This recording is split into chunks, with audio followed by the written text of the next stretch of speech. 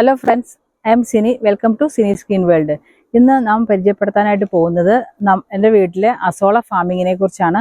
Azolla എന്ന് പറയുന്നത് ഒരു പയൽവർഗത്തിൽപ്പെട്ട ഒരു ചെടിയാണ്. കണ്ടോ, ഇതാണ് അസോള എന്ന് പറയുന്നത്.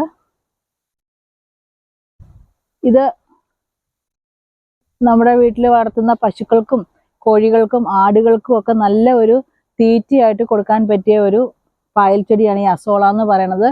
ഇതിന്റെ പ്രത്യേകത എന്ന് പറഞ്ഞാൽ ഇത് ഭയങ്കര പ്രോട്ടീൻ റിച്ച് ആയ ഒരു ഫുഡാണ് കേട്ടോ. നമ്മൾ ഈ റെഡിമെയ്ഡ് ഫുഡുകൾ കൊടുക്കണേക്കാളും ഒക്കെ പേര് നമ്മുടെ വീട്ടിലിങ്ങനെ വളർത്തുന്ന ഇങ്ങനെ ചെറിയ ചെറിയ കുളങ്ങളിൽ നമുക്ക് കുളമൊന്നും വേണ്ട, കുറച്ച് വെള്ളം, അധികം താഴ്ചയൊന്നും ഇല്ലാതെ നമുക്ക് വളരെ ഈസി ആയിട്ട് വളർത്താൻ പറ്റുന്ന ഒരു തീറ്റയാണ് ഈ അസോള എന്ന് പറയുന്നത്. ഇപ്പം നമ്മളിവിടെ കൃഷി ചെയ്തിരിക്കുന്നത് ഈ അസോള എന്ന് പറയുന്നത് വളരെ ചെറിയൊരു താഴ്ചയേ ഉള്ളൂ. ഒരടി പോലും താഴ്ചയില്ലാതെ ടാർപ്പായല് നല്ല അത്യാവശ്യം ഏറ്റവും ഹൈ ക്വാളിറ്റിയും വേണ്ട, ഏറ്റവും ലോ ക്വാളിറ്റിയും വേണ്ട, അതിൻ്റെ ഇടയ്ക്കുള്ള ഒരു ക്വാളിറ്റിയിലുള്ള ഒരു ടാർപ്പായ വിരിച്ചിട്ട് ആ ടാർപ്പായയുടെ അടിയിൽ നല്ല മണ്ണ്, കല്ലില്ലാതെ കുറച്ച് മണ്ണ് സ്പ്രെഡ് ചെയ്യുക, നന്നായിട്ട് പരത്തുക. അധികമൊന്നും വേണ്ട, കുറച്ച് മണ്ണ് സ്പ്രെഡ് ചെയ്താൽ മതി. അതിനുശേഷം ഞാൻ ഇട്ടിരിക്കുന്നത് ഉണങ്ങിയ ചാണകപ്പൊടിയാണ്. വളരെ കുറച്ച് ചാണകപ്പൊടിയും കൂടി ഇട്ടിട്ട് അതിനുശേഷം അതിൻ്റെ മുകളിൽ നമ്മൾ ഒരു അത്യാവശ്യം ഒരു 3/4 ഭാഗത്തോളം ഈ കുളത്തിൽ വെള്ളം നിറച്ചിട്ട് വളരെ കുറച്ച് ഇതുപോലെ വളരെ കുറച്ച് ഒരു പിടിയാണ് നമ്മളിവിടെ കൊണ്ടുവന്നിട്ടത്. ഈ ഒരു പിടി കൊണ്ടുവന്നിട്ട് കഴിഞ്ഞാൽ ഒരു 10 ദിവസത്തിനുള്ളിൽ ഇതുപോലെ നിറച്ച് ഇത് സ്പ്രെഡാവും. അതാണ് ഇതിൻ്റെ മറ്റൊരു പ്രത്യേകത. പെട്ടെന്ന് സ്പ്രെഡാവും. നമുക്ക് 1-2 ദിവസം അല്ലെങ്കിൽ 2 ദിവസം കൂടുമ്പോഴൊക്കെ നമുക്ക് ഇവിടുന്ന് ഇങ്ങനെ തീറ്റ വാരിയെടുക്കാനായിട്ട് സാധിക്കും. ഞാൻ ഈ തീറ്റ ഇവർക്ക് കൊടുക്കുന്നത് മെയിനായിട്ട് കോഴികൾക്കും അതുപോലെ ഇത് പശുക്കളിന്, ആടിന്, താറാവിന്, വാത്ത, ഗിനി, ടർക്കി, അവർക്ക് എല്ലാവർക്കും വളരെ ഇഷ്ടമുള്ള തീറ്റയാണിത്. ഇത് നല്ല പ്രോട്ടീൻ റിച്ച് ആയ ഒരു ഫുഡാണെന്ന് ഞാൻ നേരത്തെ പറഞ്ഞല്ലോ. അതുപോലെ തന്നെ ഈ കോഴിക്കുഞ്ഞുങ്ങൾക്ക് വളരാനായിട്ടൊക്കെ വളരെ നല്ലതാണിത്.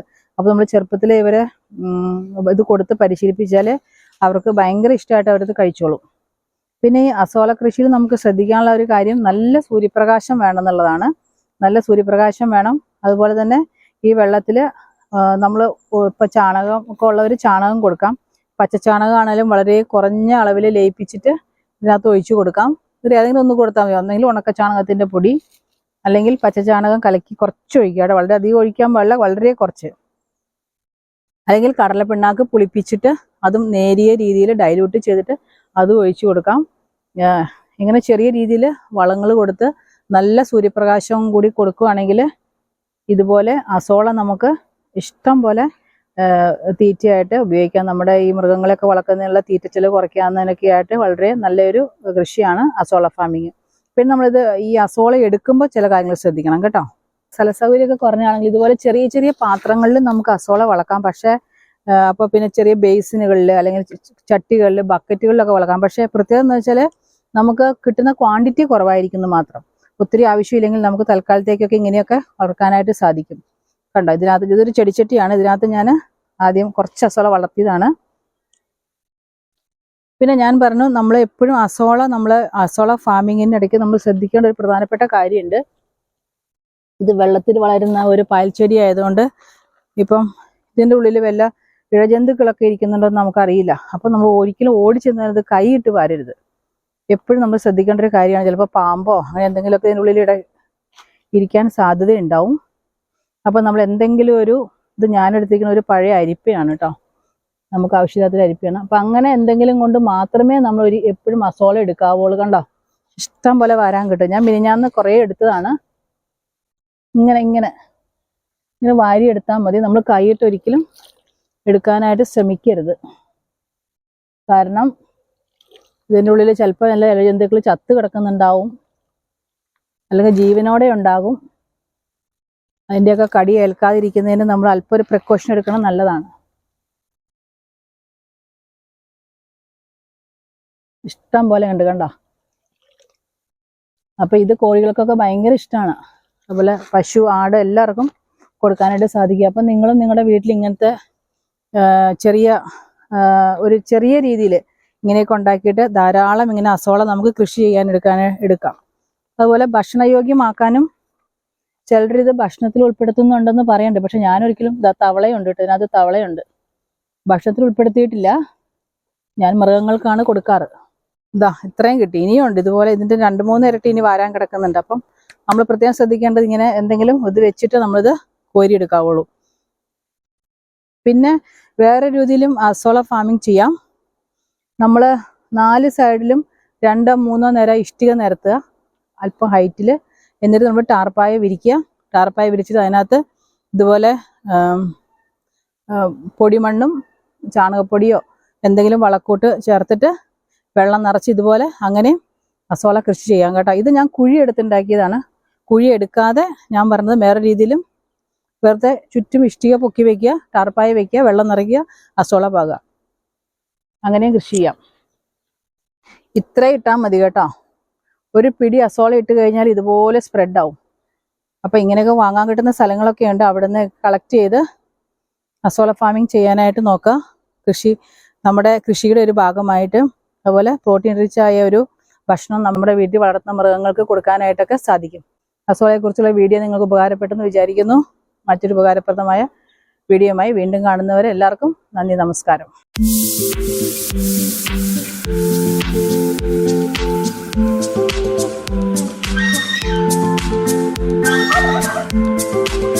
പുറത്തേക്ക് പോയി കേട്ടോ.